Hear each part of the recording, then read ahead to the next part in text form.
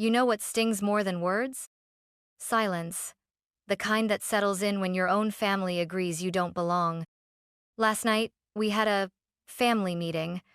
I thought it was about Dad's retirement or maybe Ashley's latest drama, but instead, my sister turned to me smiling and said, "No one wants you here." And my parents? They nodded. Not a flicker of hesitation. No protest, no defense. Just agreement. I didn't argue, didn't scream. I just stood up, walked past them like a ghost, and packed my bags in silence. Now it's morning. I'm waking up on my friend's couch. No breakfast smells, no judgmental stares. Just 39 missed calls from the people who said I didn't matter. Funny. Now they suddenly remember I exist. And that changes everything. Growing up, I learned early that being the middle child meant being invisible. My older sister, Ashley, was the achiever, the beauty, the one with the trophies and applause. My younger brother, Ryan, was the baby, loud, messy, and somehow always forgiven. And me? I was the quiet one, the one who followed the rules, got decent grades, kept my head down, not exceptional enough to be praised, not rebellious enough to be punished. I existed somewhere in the background, reliable, forgettable. At birthdays, Ashley got her own cakes with professional icing and sparkler candles. Ryan got themed parties with balloons and neighborhood friends. I got cupcakes from the grocery store and "Sorry, we've been busy lately." At dinner, if I had something to say, it was usually cut off by Ashley's newest internship or Ryan's soccer story. My voice always seemed to fade into the noise. I remember one Christmas vividly. I had spent weeks saving money from my part-time job at the bookstore to buy Mom a vintage recipe book she'd once mentioned.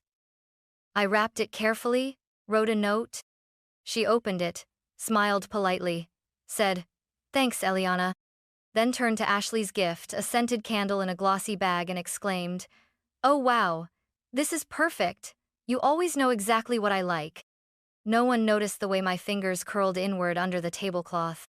It wasn't one big betrayal. It was death by 1,000 small forgettings. The final straw wasn't dramatic. It was quiet. I had won a state-level art competition. I thought, maybe this time, they'd see me. They'd be proud. At dinner, I laid the award certificate next to Dad's plate. He didn't look up from his phone. Ashley giggled. "That's cute, Elle. Is that like a hobby thing?" It wasn't even contempt. Just dismissal. That's what hurt the most. Not hatred. Not anger. Indifference. I started keeping things to myself. My wins. My fears. My thoughts. Because what was the point of speaking up if no one really listened? I wasn't bitter. Not then. Just tired. Quiet. Numb. But inside, I had this quiet wish that one day, they'd regret overlooking me. I didn't want revenge. I just wanted to matter. That's what made last night's family meeting sting in a different way. It didn't come from nowhere. It was the final stamp on a long list of dismissals. And now, for the first time in years, I wasn't feeling numb. I was feeling clear. My sister Ashley was born with a spotlight that never seemed to turn off. It wasn't just that she was pretty, though everyone said she had the Parker bone structure. It wasn't just that she got good grades, though even her average test scores earned applause. It was the way the world, especially our parents, bent toward her like she was gravity. When Ashley walked into a room, conversations shifted. Even if I was already talking, suddenly everyone was facing her, reacting to her, laughing at whatever she just said. At school events, my parents would bring flowers for Ashley's debate final, her dance recital, her most improved math award. When I got into the National Honor Society, Mom said, "Oh, that's nice, honey," and went back to scrolling through Ashley's prom pictures. Everything in our house seemed tailored around her. Dinner schedules? Built around Ashley's cheer practice. Family vacations? Wherever Ashley wanted to go. Even our living room layout was shifted so her favorite chair had the best view of the TV. When I tried to ask for something, a weekend trip with friends, permission to take an art course, it always somehow became a negotiation about Ashley's time, Ashley's needs, Ashley's plans. Maybe another time, Eliana. Ashley has that college tour coming up. You know your sister's going through a lot right now. Be understanding. It wasn't just favoritism. It was orbit the rest of us revolved around her. And the most twisted part? Ashley knew it. She wore it like a crown. She didn't have to be mean to me because being kind was optional.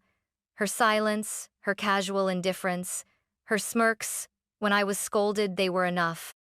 Like she enjoyed knowing she had power she didn't even have to use. And when she did use it, it was always subtle.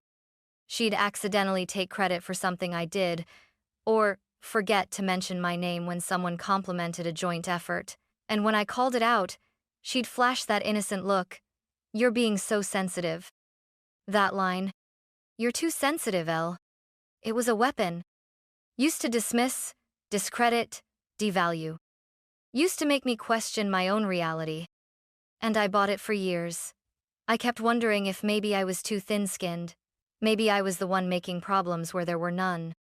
But now, looking back, no. I wasn't imagining it. I was waking up to it.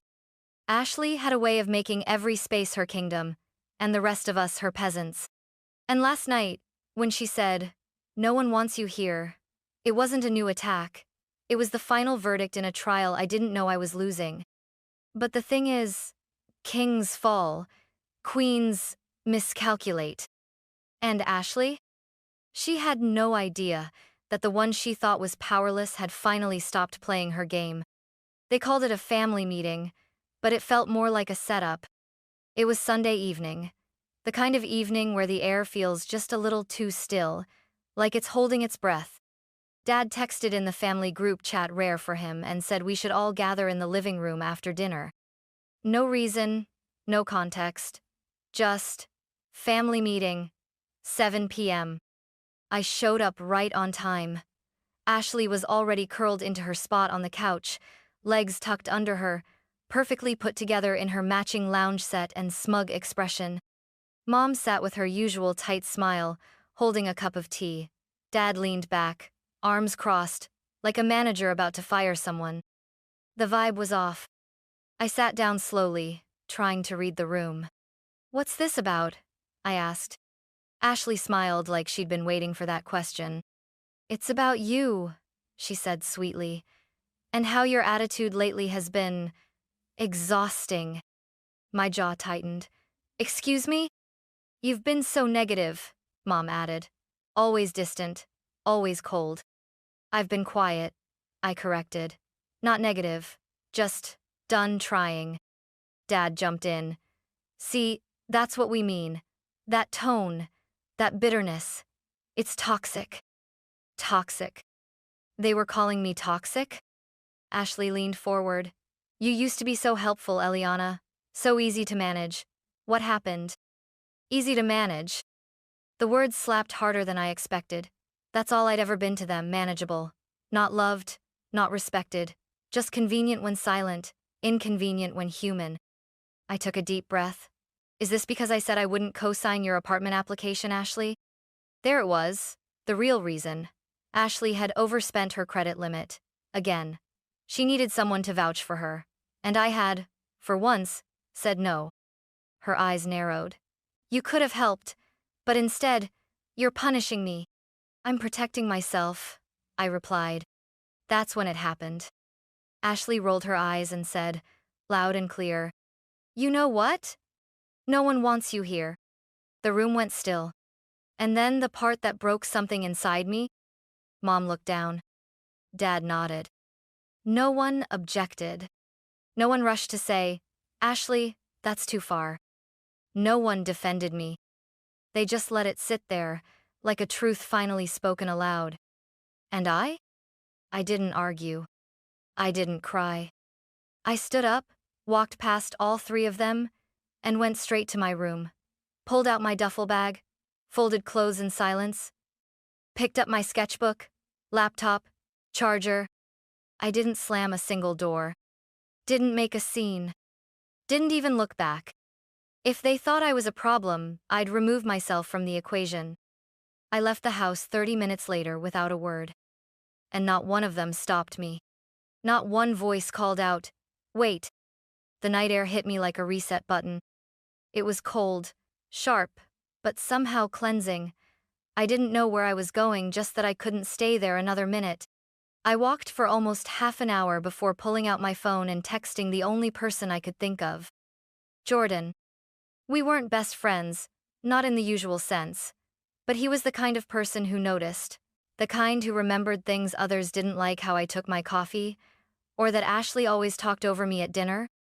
When I knocked on his door just after 9 p.m., he opened it without a single question. No judgment in his eyes, just quiet understanding. "You okay?" he asked. I gave him a shrug and a half-hearted smile. "Not really." He stepped aside. "Then come in. I've got leftover pizza and a spare blanket." I slept on his couch that night, wrapped in that blanket, with the sound of city traffic humming through the window, and for the first time in years, no voices telling me who to be. No one asking me to smile more. No one saying I was overreacting. No one pretending I wasn't in the room. Just silence. And it wasn't empty. It was freeing. I woke up late the next morning, sunlight streaking through the blinds, the smell of burnt toast in the air. Then I saw my phone. 39 missed calls. My heart stopped. Not just from Ashley. From my parents. From the family group chat. From unknown numbers. The calm I had felt just minutes before cracked slightly. For a moment, I thought someone had died. I sat up, still holding the blanket, scrolling through the notifications. Missed call Mom. Missed call Dad. Missed call Ashley. Text from Mom. "Please call us. It's urgent." Text from Ashley. "Come home now." The shift was jarring. One night ago, I was told I wasn't wanted. Now they were all begging to reach me? I didn't text back. Not yet. Instead, I got up, made myself some coffee in Jordan's tiny kitchen, and sat on the floor with my legs crossed staring at my phone, watching the notifications keep coming. For once, I wasn't scrambling to fix things. I wasn't apologizing just to keep the peace. I was watching them spiral, and it was strange how little guilt I felt. Because somewhere deep down, I knew. This time, it wasn't my crisis to solve. By noon, I'd already counted 57 missed calls. They weren't just calling, they were desperate. The same voices that had nodded silently as Ashley said, "No one wants you here," were now leaving voicemails like I was the only person on earth who could fix something. I didn't answer. Not yet. I scrolled through the texts instead. "Mom. Eliana, please. It's not what it looked like. Just call us." "Dad. You're being childish. Stop ignoring us. We need you to come home." "Ashley. I know we said some stuff, but you're blowing this out of proportion." Then a new one. "Ashley. Come home now. Something's wrong. We need you." There it was again. "We need you." The same family that spent years treating me like a spare part now acted like I was some missing piece they suddenly couldn't live without. I waited. I let them sweat. For once, I was the one with power. Finally, I texted back 2 words. "What happened?" The response came within a minute. "Mom. Ashley's identity was stolen. Someone emptied her bank account, opened credit cards in her name. The bank froze everything. They need an emergency contact to verify her signature, and your name's the only one on the account from years ago when you helped her set it up." I blinked. "Wait, what?" "That account." I remembered it. Ashley had begged me to co-sign when she first turned 18 because she didn't trust our parents with her financial info. Back then, I was flattered she asked me. I thought maybe she valued me. She didn't. She just needed me to sign something. Now, years later, the bank still had me listed as the primary emergency contact. And suddenly, I wasn't just her sister. I was her only way out. That irony? It tasted better than revenge. I leaned back against the couch cushion and stared at the message. She didn't miss me. They didn't want me back. They needed me. There's a difference. A big one. 10 minutes passed. Then 20. More messages followed. Dad, we don't have time for this attitude. Just get here. Mom, please, Eliana. This is serious. We can't access anything. She's falling apart. And then, Ashley, you're really going to let me go through this alone? After everything? I almost laughed. After everything? I was the one left out. Ignored. Labeled dramatic. Told I wasn't wanted. But now, suddenly, I was important? I put my phone down on the coffee table and let out a long breath. Jordan walked in with a bowl of cereal and raised an eyebrow. You okay? I nodded slowly. Yeah, I think I am. Then I added, almost to myself, now let's see how much they're willing to crawl. I didn't rush. That was the best part. For once, I wasn't the one scrambling, apologizing, shrinking myself to soothe someone else's chaos. I let another hour pass. Then 2. Let them twist. Then, just after 3 p.m., I replied, meet me outside. I'll be there in 20 minutes. I didn't tell them where I was coming from. Didn't tell them I'd slept on a couch. Didn't tell them that for the first time in years, I'd woken up without the weight of them on my chest. I borrowed Jordan's car, he tossed me the keys without question, and drove back to the house I used to call home. It looked the same. But I didn't. My shoulders were straighter. My face calm. My heart steady. When I pulled up, all 3 of them were already outside. Ashley was pacing, phone in hand, mascara slightly smudged. Mom stood with her arms folded tight, eyes red. Dad was standing rigid, like a man whose authority had finally been questioned. I stepped out of the car, slow and deliberate. No smile. No hello. Just, so, who wants to tell me what happened? Ashley launched in first. My accounts are locked. I can't get anything unfrozen without verification.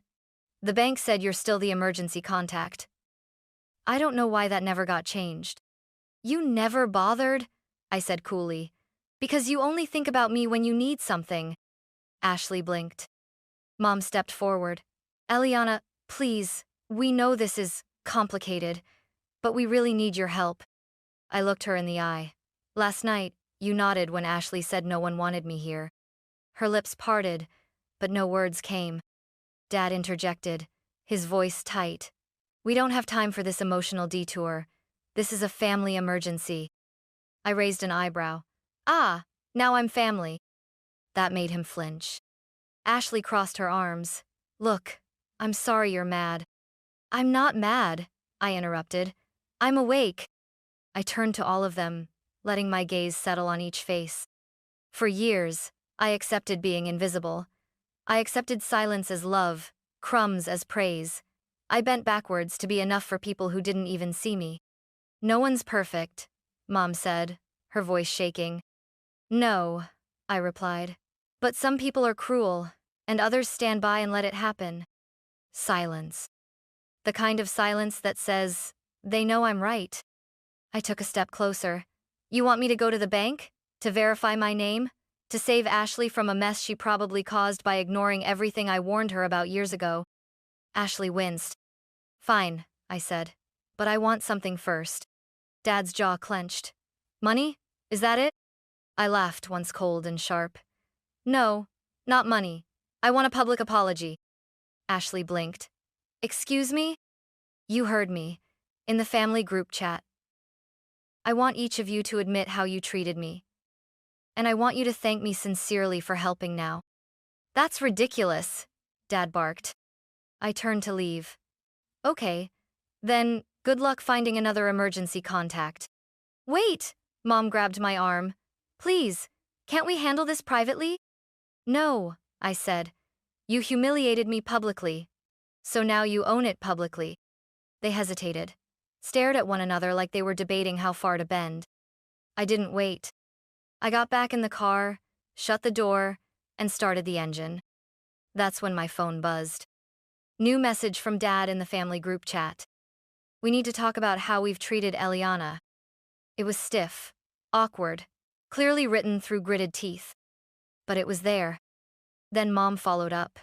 Then finally, Ashley, her message short, but real. I'm sorry for what I said. I didn't mean it. I was cruel. Thank you for helping anyway. I read them all. And then? I sent a thumbs up emoji. No words. No promise to help. Just acknowledgement. That's all I ever wanted. And now that I had it, the power had shifted and it wasn't going back. I watched the group chat light up with one forced apology after another. Dad's message read like a legal memo. We need to acknowledge how we've made Eliana feel. Mistakes were made. We hope she can find it in her heart to support us now. Mom's was longer, filled with sugar-coated phrases and passive regret. Eliana, I know we've overlooked you. I know we haven't always shown appreciation. You're an important part of this family. Please help us. Ashley's, to her credit, was at least blunt. I was wrong. I was mean. I'm sorry. I said something I can't take back, and I hope you'll still help me. I read each message carefully, like someone inspecting forged bills. They weren't perfect. They weren't even sincere, not entirely. But they were public. That mattered. For once, they were forced to put into words what I had carried silently for years. So I gave them what they wanted. Almost. I typed slowly. I'll think about it. And then I muted the chat. That evening, I ordered Thai food, turned on some lo-fi music, and curled up on Jordan's couch with a blanket that didn't smell like old expectations. I didn't go to the bank. Not the next day. Not the day after. Let them sit in it. Let them taste that helplessness, the same kind they handed me for years. By Friday, I got another wave of texts. This time more frantic. Dad. We're losing time. Please, just go to the bank. Mom. We're being charged fees. The account is frozen. Ashley's credit might be ruined. And then Ashley sent the best one yet. You're really gonna let me drown for one sentence? One sentence. That's what she called it. As if, no one wants you here, was just a slip-up. As if it hadn't been years in the making, a final blow backed by a lifetime of dismissals. So I replied. You didn't drown because of one sentence. You drowned because you built your raft out of everyone else's silence. I just stepped off. Read. No reply. A few hours later, I got a voicemail from my dad. He didn't yell. He didn't guilt. He just sounded defeated. We understand. You don't owe us anything. But if you do this, we'll never forget it. We'll make it right. Somehow. Somehow. That was the problem. They always acted like writing the past was something vague and optional. But I didn't respond. Not to him. Instead, I opened the family group chat, dropped a single message. You'll figure it out. You always do without me. And for the first time ever, I knew I wasn't being cruel. I was just done. Saturday morning, I woke up to sunlight, warming my face, and the gentle buzz of a quiet phone. No missed calls. No guilt-laced texts. No demands disguised as concern. Just peace. I sat up, stretched slowly, and let myself breathe fully, deeply, like my lungs finally remembered how. Jordan had already left for work. He left a sticky note on the fridge with a doodle of a smiling sun and a message. Help yourself to the cereal. You survived Hell Week. I smiled. A real one. For the first time in forever, I wasn't walking on eggshells. I wasn't trying to earn love that should have been freely given. I wasn't begging to be seen in a house that only ever looked through me. I was alone and I was okay with that. My phone pinged once. Just one notification. A bank alert. Emergency contact authorization expired. New user added to account. I stared at it for a moment, then deleted it. They had found someone else. Of course they had. They always would. And that was the last confirmation I needed. I had never been indispensable to them, just convenient. I stepped out onto the apartment's tiny balcony, wrapped in my blanket, sipping instant coffee from a chipped mug. The city buzzed below me, Cars, voices, life, and for once, I wasn't bracing for the next blow. I was just being. It would have been easy to fantasize about revenge, to want their world to crumble without me. But I didn't need that. The most powerful thing I could do? Live well, without them. Because the truth is, they may never say the words I needed to hear. They may never become the family I deserved. But I no longer had to carry the weight of hoping they would. I thought about the girl I used to be, the one who sat at family dinners in silence, who edited herself down into someone smaller, quieter, easier to ignore. I whispered to her now, just loud enough for the wind to catch it. You don't have to earn love. You just have to leave when it's not real. That afternoon, I submitted my application for an artist residency program in Seattle, something I had shelved for years because Ashley might need the car or Dad said it was risky. This time, there was no one to talk me out of it. And that night, as I curled up on the same couch with paint under my nails and freedom in my chest, I realized something. They may have told me I wasn't wanted. But in walking away, I found something far better than their approval. I found me,